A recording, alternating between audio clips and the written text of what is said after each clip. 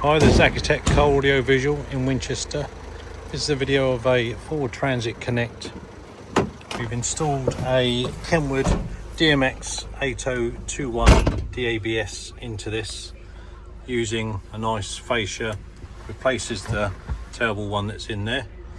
As you can see, it's a really nice feature to have: wireless CarPlay, Android Auto if you wanted to. This has got digital radio. I'll press the home button. It's got digital radio.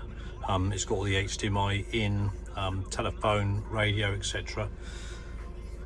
By going to CarPlay, you've got all the CarPlay features as per you'd expect.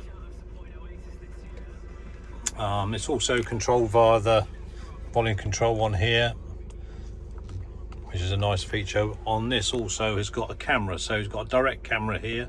Press that and you get a rear view of behind you. Also, if I put it into reverse, excuse me, put it into reverse, you get a rear view as well. This also has got a dash cam input that can be done.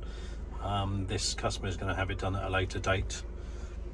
If you'd like to have this done in your Ford Transit Connect, then please give us a call on 01962 886 900. Thanks for watching.